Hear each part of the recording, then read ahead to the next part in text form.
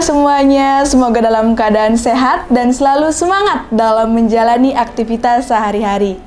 J Podcast kembali hadir bersama pemirsa di rumah yang akan membahas tentang Hari Pendidikan dengan tema Pelopor Pendidikan dari Masa ke Masa. Saya Narwati selama beberapa menit ke depan akan berbincang-bincang bersama dengan bintang tamu yang telah menggaungkan pendidikan utamanya di Kabupaten Karangasem.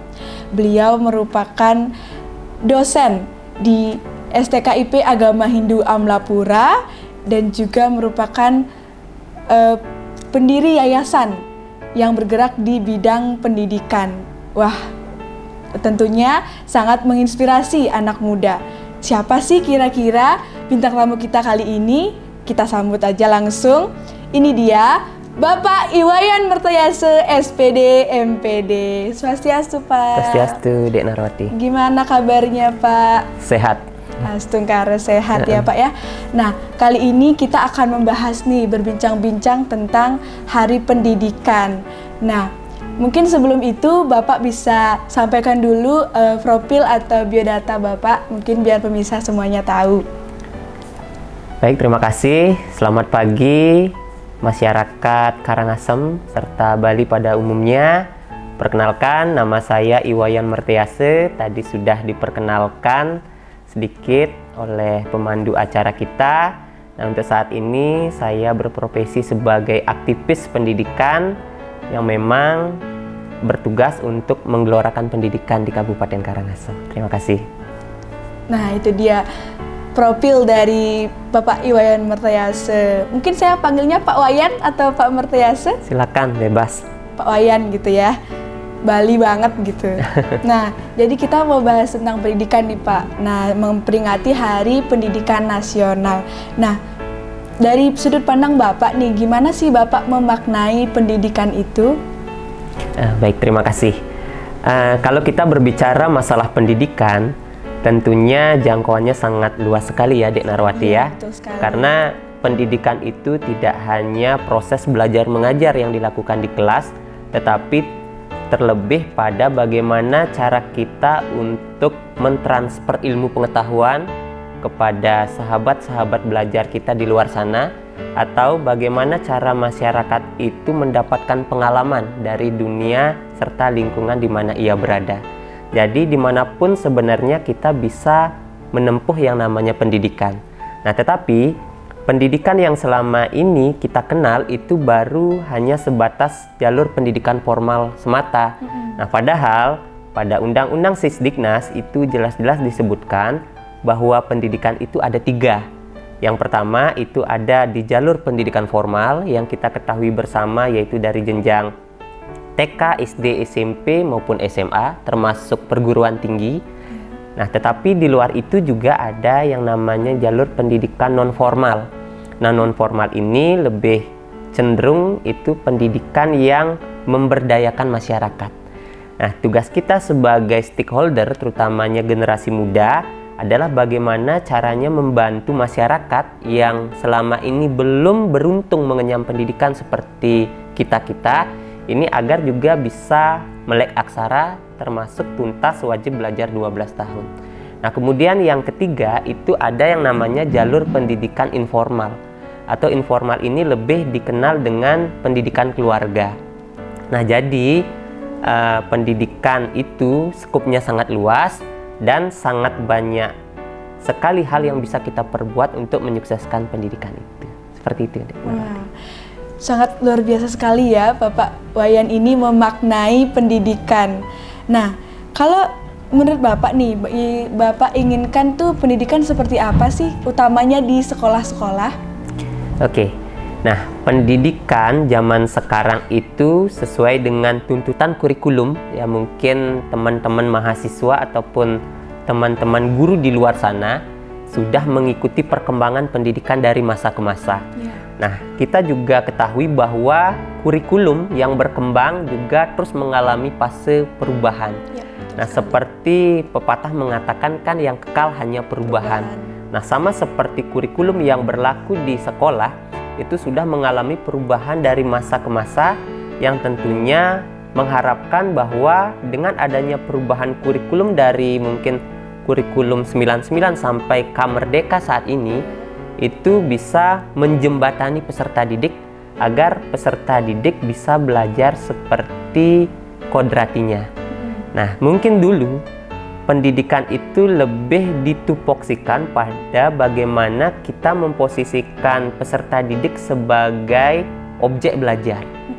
Nah, kalau kita berbicara masalah objek belajar, itu biasanya guru di depan kelas itu lebih mendominasi pembelajaran. Yeah. Nah, tetapi sekarang bagaimana kita bisa merubah mindset kita dengan memposisikan peserta didik itu seperti subjek belajar. Nah, kalau sudah subjek, itu berarti yang aktif adalah peserta didik.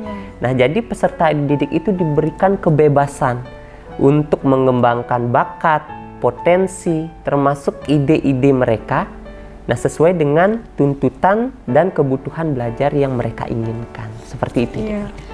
Mungkin harapannya bisa kurikulum Merdeka ini berkembang gitu ya Pak ya. Oke. Mungkin pendapatnya tentang kurikulum Merdeka gitu Pak. Nah, kalau kita berbicara masalah kurikulum Merdeka, nah ini mungkin termasuk produk baru ya Dek Narwati ya. Nah, kurikulum Merdeka ini kan baru booming nah setelah Mas Nadiem Makarim ini ditunjuk sebagai Menteri Pendidikan dan Kebudayaan. Nah, sebelum itu kita tidak mengenal istilah Merdeka Belajar, kemudian profil pelajar Pancasila, ada filosofi Ki Hajar Dewantara. Nah, padahal konsep-konsep seperti ini itu sudah jauh sebelum Indonesia memasuki fase merdeka itu sudah ada. Nah, di mana filosofi Ki Hajar Dewantara ini kan mengajarkan bagaimana seorang guru itu bisa di depan menjadi tauladan. Nah, itu bisa kita lihat pada zaman perjuangan dulu. Bagaimana tokoh-tokoh nasionalis seperti Bung Karno itu selalu menjadi tauladan bagi masyarakat Indonesia. Itu sebenarnya sudah biasa dilakukan. Tetapi kok baru sekarang ini dibumi landaskan seperti itu ya, dibumikan. Baru dipublikasikan, diperkenalkan ke khalayak umum. Betul. Nah, sebenarnya inilah yang menjadi tantangan kita, gimana menyikapi perkembangan kurikulum dari masa ke masa ini bisa nggak memberikan efek positif bagi anak didik kita. Nah, kalau belum, jadinya tugas kita sebagai generasi muda, khususnya teman-teman mahasiswa sebagai calon pendidik ini harus bisa mengikuti perkembangan dari masa ke masa.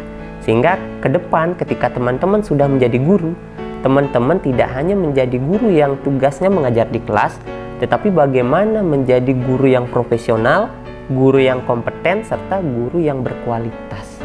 Sehingga bisa menciptakan iklim pembelajaran yang memerdekakan. Seperti konsep Merdeka Belajar pada kurikulum Merdeka. Seperti itu. Biar nggak hanya merdeka belajar, tetapi siswanya tidak merdeka gitu ya Pak ya. Iya. Nah, kalau tantangan nih Pak dari masa ke masa, menurut Bapak nih apa aja sih tantangan dari pendidikan itu? Oke, kalau kita berbicara masalah tantangan, nah tentunya apapun yang kita lakukan itu pasti tidak luput dari yang namanya tantangan, kan seperti itu ya. Sekali. Nah, ketika kita berbuat baik pun itu banyak sekali sandungan-sandungan yang tentunya akan berupaya untuk menggagalkan langkah demi langkah kita. Nah, mungkin Dek Narwati pernah mendengar pepatah, nah ketika kita menanam padi itu ya, tidak hanya padi yang tumbuh, tetapi kita juga bisa memanen rumput, benar nggak? Iya, benar. Iya kan? Tetapi ketika kita memanen rumput, kita menanam rumput, apakah pernah kita memanen padi? Tidak mungkin. Tentunya tidak. Nah, jadi apapun yang kita lakukan selama itu berbicara tentang kebaikan, pasti akan ada hambatan, sandungan seperti rumput tadi. Iya, betul. Nah, jadi begitu juga tantangan dalam pendidikan. Nah, ketika kita sekarang mengikuti perkembangan pendidikan dari masa ke masa, tentunya banyak sekali hambatan yang ada. Nah, hambatan ini biasanya muncul dari mutu pendidik itu sendiri. Nah, karena tanpa pendidikan itu tidak akan bisa berjalan sesuai harapan. Karena pendidik ini merupakan garda terdepan yang bertugas untuk menyampaikan informasi yang ada kepada anak didiknya. Nah, jadi pendidik ini sesuai dengan tuntutan zaman, ia harus mampu mengikuti perkembangan, tidak hanya fokus pada pengetahuan yang mereka miliki tanpa berusaha untuk memperdalam maupun memperkaya kasanah keilmuan yang sedang berkembang saat ini. Seperti itu. Iya, jadi guru itu harus berkualitas tentunya Pasti, untuk menghadapi tantangan-tantangan tersebut. Iya. Iya, betul sekali. Nah, Pak Wayan ini ternyata sebagai pengelola Pratama Widya Pasraman Amerta Yulia Ganesha, gitu ya Pak ya, yang bergerak di bidang pendidikan. Mungkin bisa kita singgung sedikit ya Pak, terkaitan dengan pendidikan. Nah, mungkin Bapak bisa ceritakan awal mulanya gitu, terbentuk yayasan tersebut. Oke. Nah, kalau kita berbicara masalah kegiatan yang kita lakukan itu tentunya tidak serta-merta lahir ide begitu saja. Iya. Nah, dulu waktu mungkin saya menjadi mahasiswa seperti Dek Narwati, tantangan terberat yang saya alami waktu itu adalah bagaimana bisa menuntaskan pendidikan ini secepat mungkin. Itu yang pertama. Nah, tetapi ketika kita sudah memasuki semester akhir, justru di sana terjadi perdebatan antara naluri dengan realita. Nah, pada saat itu kita masih amati bahwa untuk menjadi pegawai negeri, nah itu masih dikenal dengan istilah sogok menyogok. Iya. Nah, jadi waktu itu terjadi perdebatan batin. Nah, kalau saya hanya seorang anak petani yang notabenahnya lahir di desa terpencil gitu di ujung barat Kabupaten Karangasem, sementara orang tua juga hanya lulusan SD, nah tidak memiliki relasi. Nah, di sanalah saya mengalami kebimbangan. Ketika saya lulus nanti, walaupun misalnya saya pinter gitu, apakah jaminan saya akan bisa bekerja? Nah, kemudian dari itu saya mulai memikirkan saya harus bergerak nih. Nah, dari saat itulah saya berpikir ingin memiliki sekolah. Nah, tapi Dek Narwati juga tahu ya, untuk membangun sekolah itu kan tidak mudah. Tidak mudah. Ya, banyak harus punya modal kan gitu ya, untuk membuat sarana penunjang dan lain sebagainya. Tetapi saya tidak menyerah. Nah, artinya ketika kita ingin berbuat positif, Pak percaya bahwa tangan-tangan Tuhan ini selalu ada menyertai kita. Nah, dengan kita konsisten melakukan, ternyata Tuhan mempertemukan saya dengan teman-teman dosen yang memang sudah lama berkecimpung di dunia yayasan. Nah, jadinya saya masuk di sana sebagai tutor kala itu. Kemudian saya ATM, tahu ya ATM ya? Apa tuh ATM? Ngerti ya? Adopsi, tiru, modifikasi. Nah, kita copy paste ilmu dosen itu sebanyak mungkin. Nah, kemudian kita persiapkan segala sesuatunya dengan detail. Nah, ternyata ketika kita sudah paham, kita langsung mulai terapkan di masyarakat. Karena ketika kita berada di lingkungan yang sudah terbiasa menggelorakan pendidikan, mungkin Dek Narwati atau teman-teman tahu ya, Buleleng itu dikenal dengan kota pendidikan. Yeah. Kemudian kita kembali ke Kabupaten Karangasem yang notabenahnya ini masih tinggi angka buta aksaranya, termasuk angka putus sekolahnya. Nah, jadi dari sana saya mendapatkan sebuah ide bagaimana kalau saya mengembangkan sebuah yayasan pendidikan di Karangasem. Nah, akhirnya berjalannya waktu, banyak saya ketemu teman-teman yang memang berkompeten di bidang tersebut. Akhirnya saya mulai merapatkan diri sampai bisa terbentuk yayasan yang mungkin Dek Narwati tahu ya, perkembangannya cukup pesat selama ini. Seperti itu. Wah, luar biasa sekali ya perjuangan dari yayasan tersebut. Mungkin sangat membuat menguras tenaga gitu, Pak.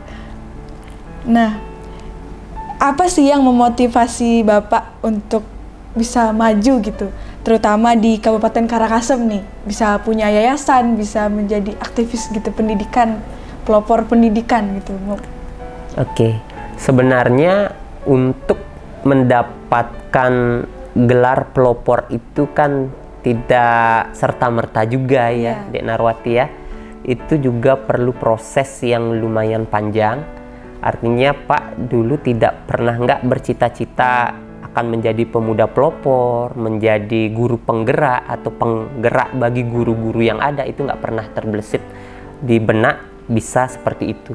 Tetapi yang Pak tanamkan dari dulu adalah bagaimana ketika kita sudah disematkan gelar di belakang nama kita, gelar itu bisa bermanfaat di masyarakat. Nah, artinya kita itu sebagai sarjana muda tidak hanya sekedar mengantongi gelar tanpa ada manfaat. Nah, tetapi ketika kita menyandang gelar ini, justru pundak kita akan semakin berat, tantangan kita ke depan semakin besar. Nah, dari sanalah saya berusaha untuk terus menggelorakan pengetahuan yang saya miliki supaya bisa bermanfaat bagi orang-orang yang membutuhkan.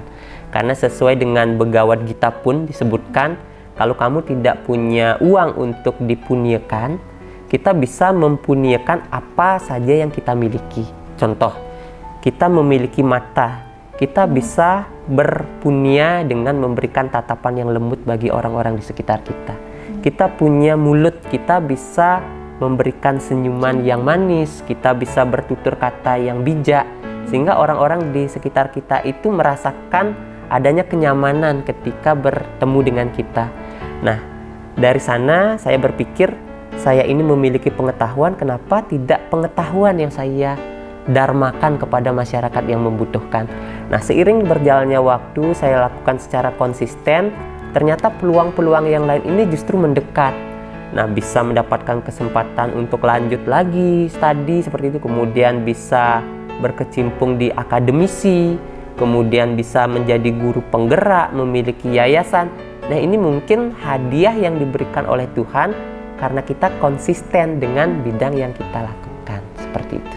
Jadi motivasinya itu datang karena ada tanggung jawab yang harus dipikul gitu ya Pak ya? Oke, ya. Intinya ketika adik-adik nanti lulus kuliah, adik-adik harus bisa mempertanggungjawabkan gelar yang adik-adik miliki. Itu yang pertama. Kemudian lakukan apa yang menjadi passion adik-adik itu dengan sungguh-sungguh dan konsisten. Kalau kita sudah melakukan itu dengan fokus dan konsisten, niscaya apa yang kita lakukan itu akan menghasilkan sesuatu di luar ekspektasi kita. Nah, kemudian setelah itu bagaimana cara kita untuk memberikan kebermanfaatan bagi orang-orang yang ada di sekitar. Nah, kalau kita bisa menyeimbangkan ketiga hal ini, konsep Trihitakarana, konsep ke atas, ke sesama maupun ke alam semesta, nah niscaya kebahagiaan itu pun akan menghampiri hidup kita, seperti itu. Luar biasa sekali. Nah, ini saya sering nih lihat postingan Bapak. Nah, dari sebagai dosen, sebagai aktivis, kemudian pemilik yayasan gitu. Tentunya banyak banget ya kegiatannya Pak Wayan ini. Nah, gimana sih cara memanajemen waktu, Pak? Untuk biar bisa terlaksana semua kegiatannya. Oke. Nah, kalau kita juga berbicara masalah waktu, tentunya kita sadari bahwa setiap manusia diberikan alokasi waktu yang sama. Ya, kita memiliki 24 jam sehari, bagaimana kita membagi waktu itu untuk berkegiatan maupun untuk beristirahat, kan seperti itu. Nah, tetapi pernah nggak Dek Narwati mendengar sebuah slogan? Sesungguhnya orang yang sibuk itu justru adalah orang yang paling banyak memiliki waktu. Oh, kenapa bisa begitu, Pak? Iya, karena orang sibuk ini ia bisa memanfaatkan waktunya dengan sangat baik untuk melakukan hal-hal positif. Nah, berbeda dengan orang yang bermalas-malasan. Nah, mungkin anggapan kita secara kasat mata, orang yang bermalas-malasan ini bingung dengan jumlah waktu yang mereka miliki. Apa yang akan dilakukan? Ya, memang seperti itu adanya. Orang yang bermalas-malasan ini tentunya ia tidak bisa menargetkan apa yang harus ia lakukan sekarang. Nah, anggap sekarang Dek Narwati diberikan tugas oleh dosen, dikumpul lagi 1 minggu. Apakah Dek Narwati akan kerjakan itu sekarang atau Dek Narwati tunggu sampai deadline waktu itu sudah datang, kan seperti itu ya? Benar-benar. Nah, kebanyakan mahasiswa yang ada itu pasti lebih senang mengerjakan tugas ketika deadline tugasnya sudah harus dikumpul hari ini, kan gitu ya. Nah, jadi di sana sistem kebut semalam lah yang akan terjadi atau the power of kepepetnya yang jalan. Nah, tetapi coba kita sekarang ketika dikasih tugas langsung kita kerjakan. Nah, tentunya kita akan memiliki banyak waktu untuk mengerjakan hal-hal positif yang lainnya. Nah, justru ketika kita melakukan banyak hal, itu banyak hal positif juga yang bisa kita terima ke depan. Karena tanpa pernah kita mulai menanam sesuatu, kita tidak akan pernah memanen sesuatu. Benar nggak? Benar. Nah, kalau kita ingin memanen beras, ya harus kita menanam padi dari sekarang. Jangan pernah kita berharap punya beras kalau kita tidak pernah menanam atau bekerja untuk membeli beras itu. Kan seperti itu. Jadi pesan Pak kepada adik-adik mahasiswa atau kepada pemuda dimanapun berada, manfaatkan waktu sebaik mungkin dan anggaplah semua kegiatan yang kalian lakukan itu seperti main game. Karena kalau kita melakukan sesuatu seperti bermain, tentunya tidak akan jadi beban bagi kita. Justru kita akan menikmati setiap proses demi proses yang kita lakukan. Seperti itu. Wah, tuh dengerin tuh pemirsa. Waktu itu harus digunakan sebaik mungkin. Jangan kebut semalam. Bener ya Pak ya? Jadi karena kalau kebut semalam itu jadinya tidak maksimal ya tugas yang kita kerjakan gitu. Benar-benar. Nah, pertanyaan terakhir nih Pak ya. Bagaimana harapan untuk pendidikan, utamanya pendidikan di Indonesia untuk ke depannya, Pak? Oke, harapan untuk pendidikan adalah bagaimana agar pendidikan ini bisa menjadi lebih baik dari saat ini. Itu yang pertama. Nah, tetapi untuk menjadikan pendidikan itu baik, itu tidak bisa hanya mengandalkan peran pemerintah semata. Nah, tugas kita lah sebagai stakeholder, terutamanya stakeholder yang bergerak di bidang pendidikan, harus mulai tergerak dari dalam diri sendiri terlebih dahulu. Kita harus tergerak untuk melakukan sesuatu, kemudian bergerak melakukan sesuatu. Nah, setelah ada sesuatu yang kita kerjakan, baru kita berusaha gerakkan orang untuk menyukseskan program-program yang ada. Nah, ketika kita bisa menjadi pelopor bagi diri kita sendiri, tentunya ketika kita nanti menghasilkan sesuatu yang positif, tanpa kita ajak orang lain untuk melakukan hal itu, orang lain pun akan meniru apa yang kita lakukan. Jadi pada intinya, lakukan itu dengan suka hati, kemudian lakukan dengan sungguh-sungguh, fokus. Nah, niscaya apa yang menjadi tujuan kita bersama, terutamanya untuk menjadikan pendidikan dewasa ini lebih baik lagi, itu bisa tercapai sesuai dengan visi misi dari pendidikan nasional itu sendiri. Seperti itu. Wah, luar biasa. Tepuk tangan dulu dong untuk Bapak Wayan Mertayase selaku pelopor pendidikan. Nah, ternyata udah habis nih pertanyaannya Pak ya. Ternyata seru banget perbincangan tentang pendidikan ya, yang dapat memotivasi gitu. Semoga dapat memotivasi untuk anak muda, tentunya anak muda di Bali, Karangasem khususnya, untuk memajukan pendidikan gitu ya. Nah, sebelum mengakhiri perbincangan kita kali ini, mungkin ada pesan nih untuk teman-teman semua di rumah, terutama untuk para anak muda, biar pada semangat untuk menjalani pendidikan gitu Pak. Oke, untuk anak-anak muda yang ada di rumah atau yang ada di sini gitu ya, pesan Pak hanya satu: manfaatkan waktu sebaik mungkin untuk belajar.